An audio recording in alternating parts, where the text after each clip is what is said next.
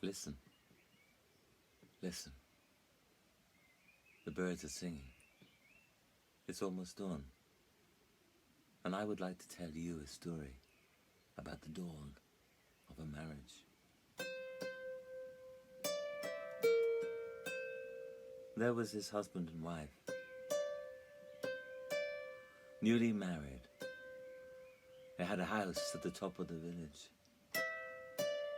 And they walked around that house. And they said to one another, "Won't it be wonderful when this house is full of the sound of the laughter of our children? Just imagine." And they walked from room to room and room to room, and they imagined their children.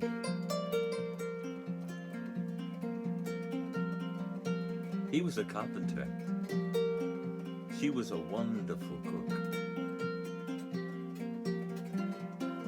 Oh, well, they would make such wonderful children together.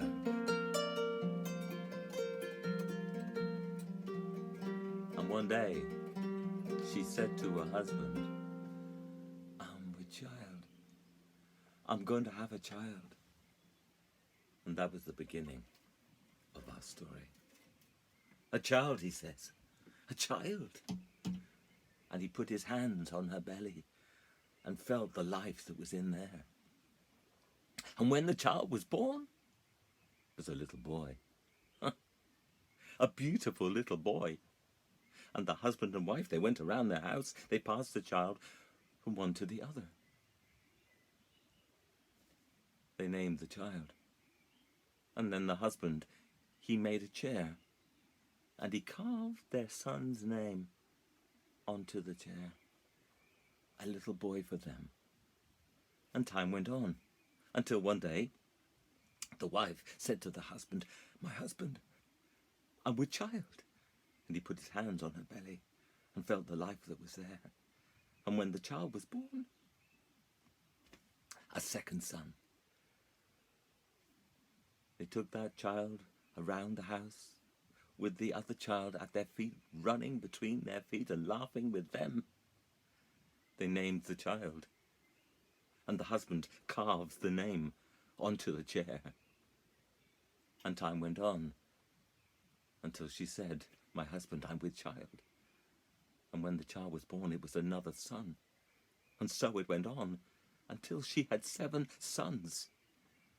And then she said to her husband, "Enough. 7 sons is enough. And I know, husband, you want a daughter, but I can have no more children." And in this way, 4 years went by, until one day she said to her husband, "I am with child. I am to have another." But this was not a good pregnancy. She was always sick. And as the time went on and the time neared, the doctor came, a nurse came and tended her.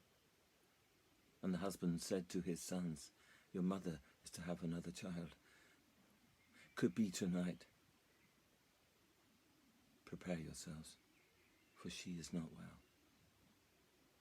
So then, that night, that fateful night, the child was born, a little daughter. Oh, how she was. And when the doctor handed the child to the husband, he said to him, "She is not well. She will not last the night." And the husband took the child. So small she was, so thin and pale. Not last the night? And he looked at his wife, and there she was in the bed weeping. And the husband carried his little daughter to the door and to the top of the landing and looked down the stairs at his sons standing, looking up at him. "Come," he said, "come up the stairs. Come quickly." And they clattered up the stairs, and they gathered around their father. "Look," he said, "here is your sister." "Why is she so pale?" said one. "Oh, my sons, I have to tell you, Your sister will not last the night. We must bless her before she dies. And you, my sons, all of you, I want you to go down to the well and get some water from that well and bring it here so we bless her. So the 7 sons went down the stairs, went into the kitchen. One of them grabbed hold of a jug, and they ran out of the door, and they ran across the field. And the father watched them go. Don't be long, he said. And he looked at his little daughter. Don't be long, for she will not last long.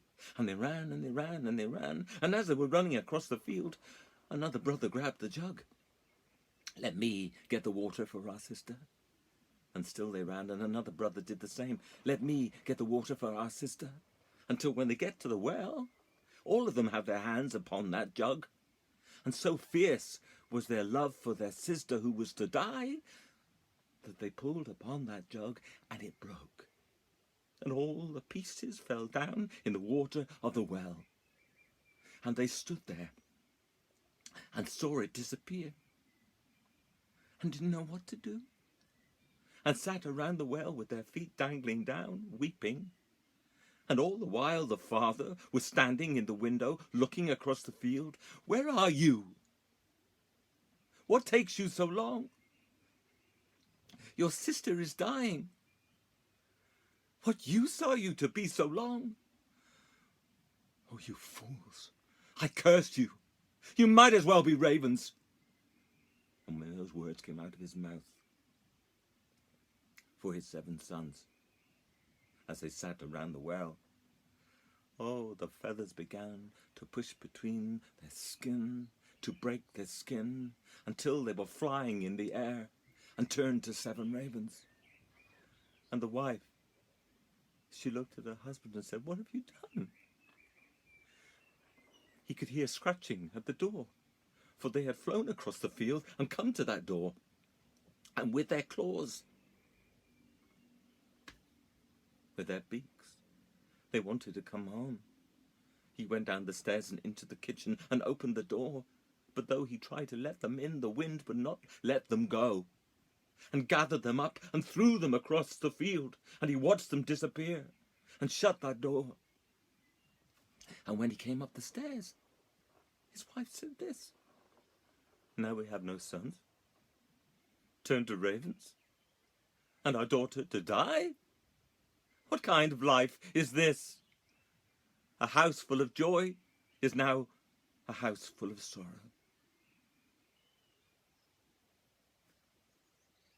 But she survived the night, did that little thing. And when the dawn came and the birds were singing, she was still alive. She survived that day. And they sat around her and they caressed her skin. And she stared at them. She wasn't going to die. Another night she survived, and another day. And they named her. And they put that name on that chair, and as they did, the husband said to the wife, she shall not know. She must not know that her brothers have been turned into ravens.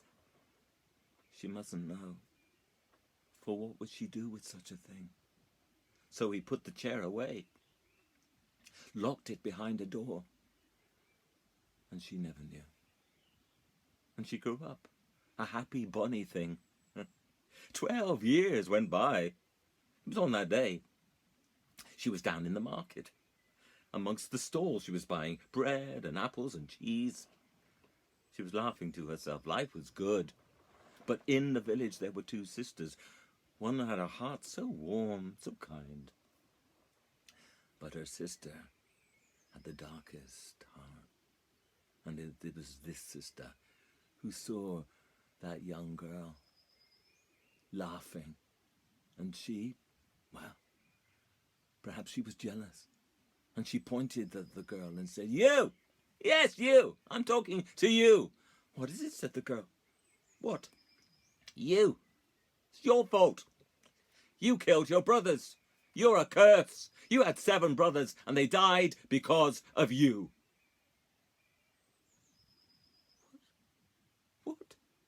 And she ran through that market.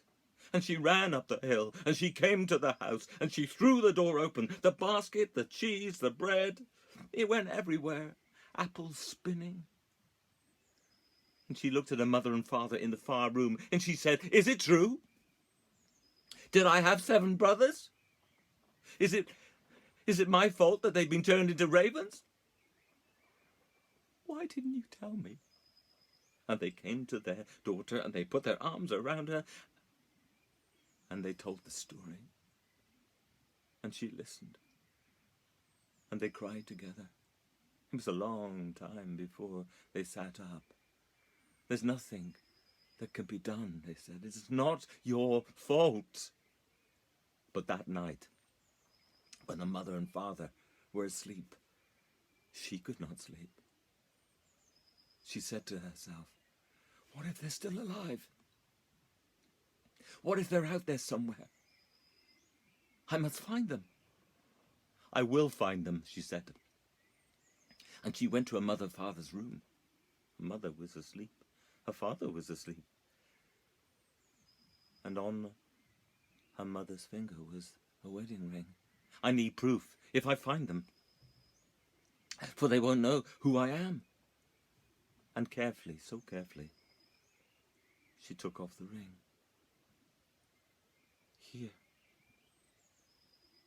And she put it in her pocket. And then she went to her father. On his bedside table there was a little knife, gold and silver. "I might need this," she said. And she went down the stairs into the kitchen. She got some food. She put it into a bag. And then she looked at the chair that her father had shown her, with all the names on. And there was her name, and there were their names. "I must take it with me," she said. And she got some leather, and she strapped it on the chair, and then she pulled it on her back. And she went out the door with the chair on her back. And she swore that she would never sit down until she found her brothers. And she would never give up until she found them. And she began running. She ran down the hill. She ran through the village. She ran up to the forest. And she ran and she ran and she ran until she came to the middle of the forest. And there was the house of a charcoal burner, with smoke coming out of the chimney. And she went to the door and she opened the door. "Please," she said, "help me." And she told her story. "Have you seen 7 ravens who were my brothers? Do you remember?" "How long ago?" he said. "How long ago?" 12 years. 7 ravens, he said. "Well, you know, it's strange. You don't see ravens together. And I remember, it was a long time ago, 7 ravens in the tree above me, making such a noise. And then I saw that the wind would not let them go, and blew them to the north. Perhaps that was your brothers. Would you know if they're still alive?" And the charcoal burner smiled at her. Why do you want to know?" "Because I am determined to find them." And he reached down and he picked up a piece of charcoal. "Well," he said, "when you break this, it's black on the outside and the inside. But your brothers, perhaps they are still alive as themselves inside. And if that is the case, they are still alive. Don't give up." And she thanked him and she ran, still with the chair strapped to her back, not eating, not resting. She ran and she ran and she ran, till she came upon a path. It must have been days later, and there was a shepherdess with all her sheep around her, and she told her story. "Have you seen 7 ravens? My brothers turned to 7 ravens. Have you seen them?" And the woman said, "Well, how long ago?" 12 years. And the shepherdess looked into the sky. "Long ago," she said, "I remember sitting here with my sheep, and I saw ravens. There may have been 7 of them, and they were making such a noise, and they were struggling against the wind, who would not let them go, and took them to the north. Go north. Don't give up." And she said, "I'll never give up. I won't give up till I know what's happened to them." And so she ran and she ran and she ran to the north until eventually she came to a huge orchard. And sitting on a white horse was the Queen of Apples. And the girl, still with the chair strapped to her back, told her story. Have you seen 7 ravens? They were my brothers, turned into birds. It's my fault. They were cursed by my father. Have you seen them? It was 12 years ago. And the Queen of Apples looked down at her and said, how much do you love them then? I have travelled miles and miles and miles, and I will not give up. Did you see them? I saw them, she said. They've been taken to the north. I will give you this. And with that, she rode between the trees, and she took down 7 apples. Give them to your brothers. I have a feeling that you will find them. Such is the love that you have for them. Go north. Go and speak to the moon. And she thanked the Queen of Apples. And the girl, still with a chair strapped to her back, she ran and she ran and she ran and she ran further and further north until she came to the very edge of the world. And there was the moon. And she asked the moon, have you seen my brothers turned to ravens? There were 7 of them. Please tell me you did. And the moon looked down at her. You must love your brothers very much. But I'm sorry. I have not seen them. But you could go and ask my brother. He lives far in the east. His name is the sun. Go and ask him. Maybe he's seen the 7 ravens. And so the girl ran and ran and ran and ran till she came to the other edge of the world. And there was the sun. And she asked the same question. Have you seen 7 ravens? My brothers turned into birds. Please tell me you did, for I've come so far. And the sun stared down at her. Well, you must love them very much. And I am sorry to tell you I have not seen them. But I will give you some hope. For I have a brother. He's called Morning Star. He sees day and night. If anyone has seen them, he would have done. Go with my blessing. She thanked the sun. And she ran and she ran and she ran and she ran and she ran and she ran. And still she did not stop to eat or drink. Still she did not take that chair from her back until she came to the place where dawn, night and day lived.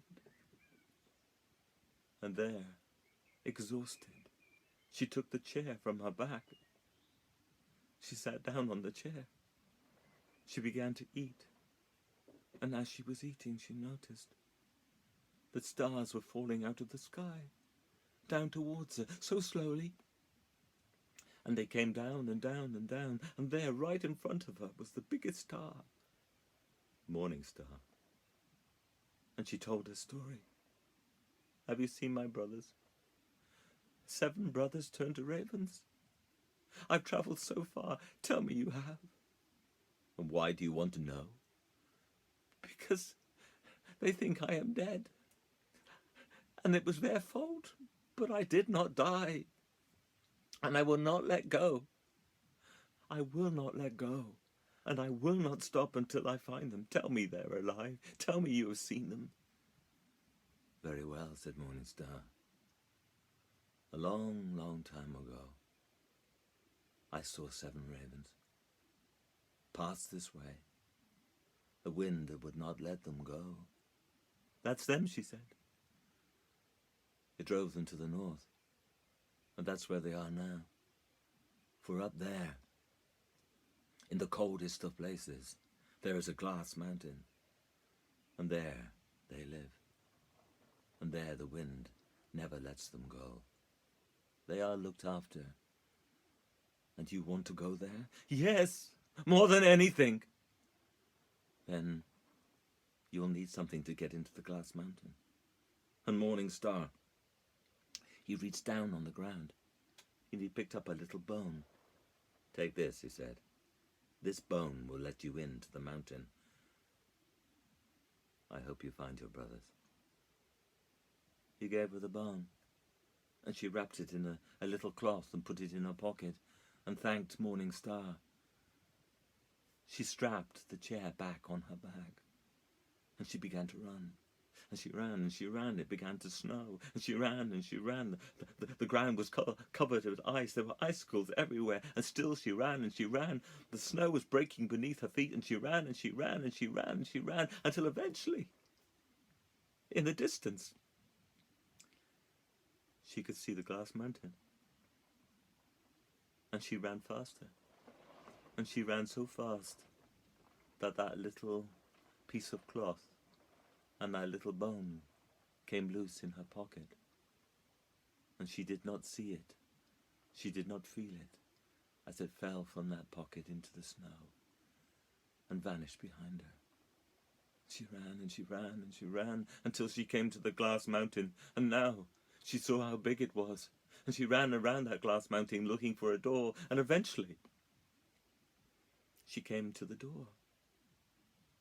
And she looked inside and could see nothing, but she was being watched, for in that glass mountain there was an old man who owned it. And he looked at the girl and wondered what she was doing here, of all places, and wondered what she was doing looking in her pocket. What was she looking for? And when she put her hand in her pocket and no cloth, no bone, what am I to do? Come so far. It's not fair.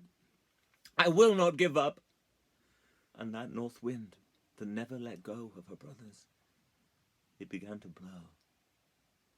And it made something rattle in her other pocket. And she put her hand inside and pulled out her father's gold and silver knife. All I need is a bone. And she looked at her hand. A bone to open the door into the glass mountain. And she took that knife and she cut off her little finger. And the finger fell into the snow. And she picked up the finger. And with the knife, she scraped off the skin of the finger. And when it was white clean, the sister put the bone of her finger into the lock of the door of the glass mountain. And the door opened. She stepped inside. What wonder is this? My brothers, are you here? Walking towards her was an old man. Well, he said, so, how is it that you can enter my mountain? Who are you? I'm looking for my brothers, turned to 7 ravens. I've been told they have been brought here. That is true, said the old man. I look after them. They've been here for 12 years. Every day they go out, and every night they are brought back, driven by the north wind.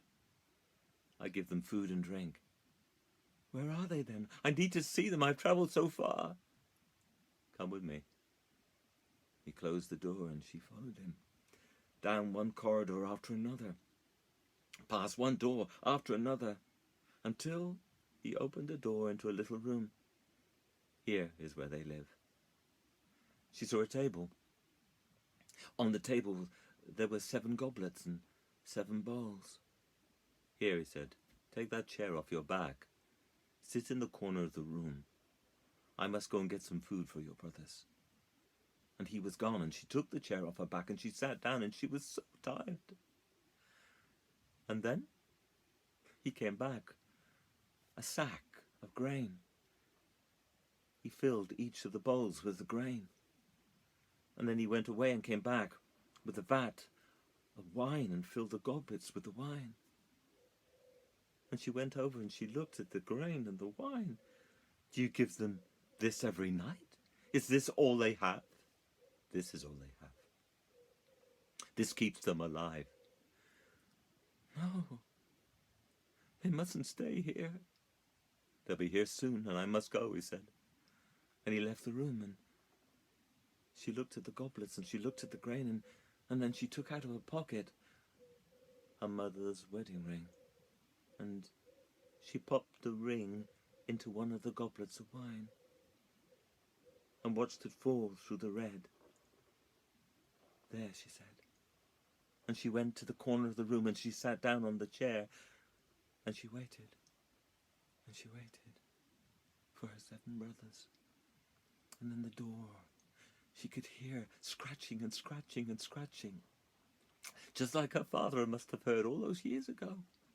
And the door to the little room burst open and in came the 7 ravens, swirling and swirling and flying around and landing on the table. And she watched them looking around, looking at the grain, looking at the wine and saying nothing.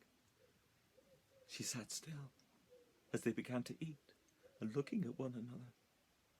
And then they began to drink.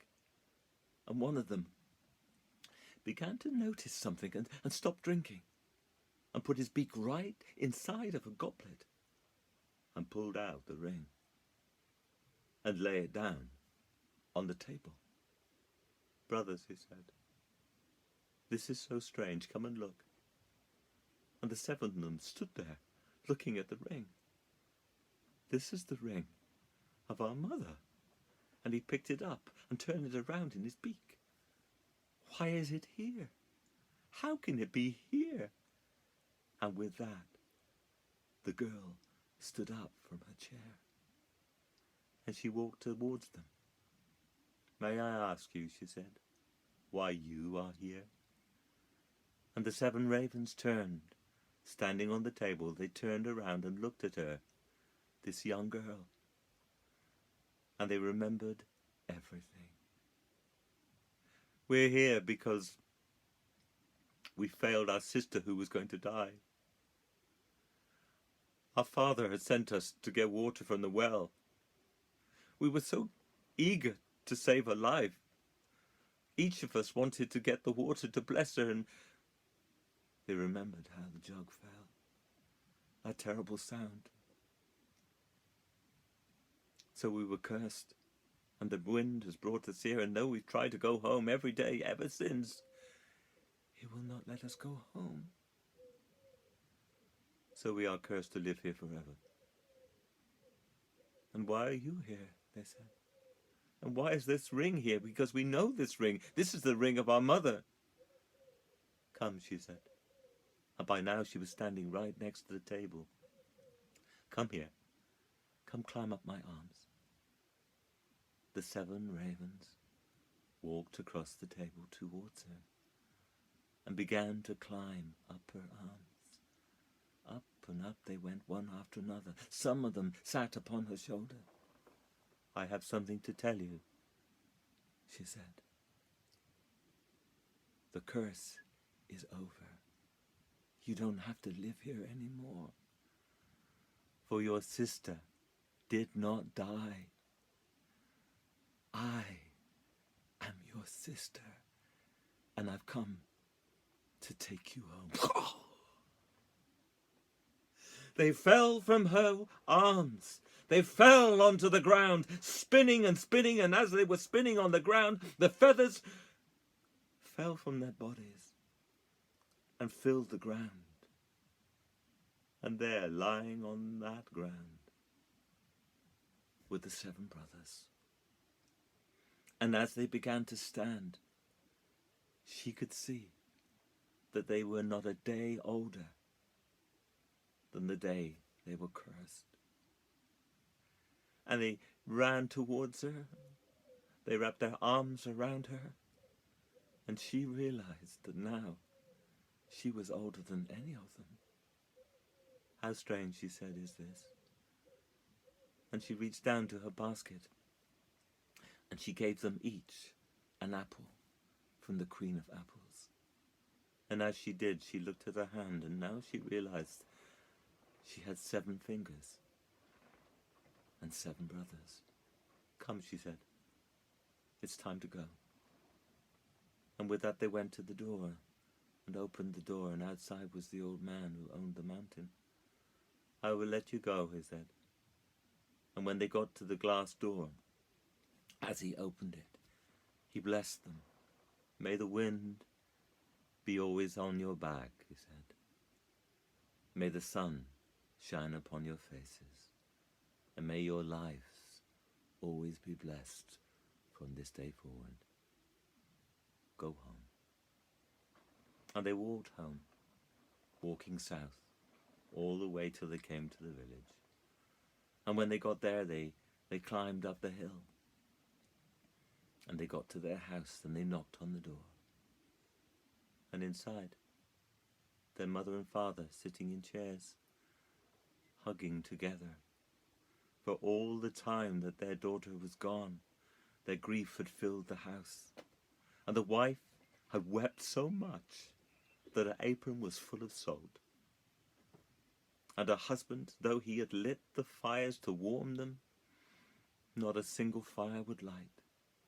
And so they sat there in the cold, with their arms around one another, waiting to die.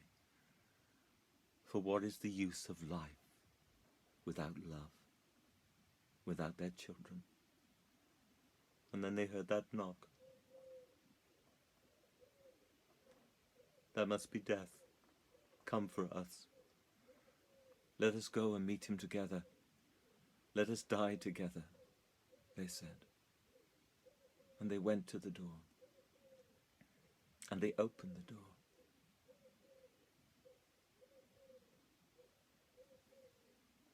What is this? What is this?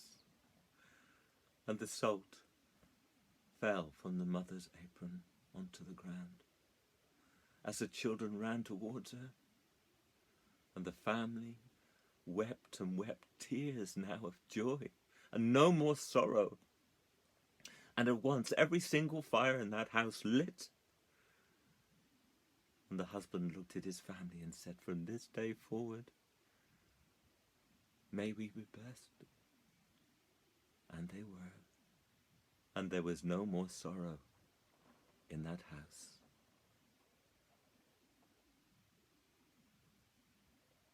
And that's my story. It is strange how stories are full of wisdom. How, as storytellers, we are blessed to be part of that wisdom. Some of the stories that come from the world, they are thousands of years old. And you can imagine all the hundreds, thousands of storytellers, men and women, children, who've told these stories, like this story that I've told you as dawn has arrived here. These stories have such a kernel of knowledge and wisdom. And none of them belong to anyone. All of them are here to be shared, as I've shared this story with you.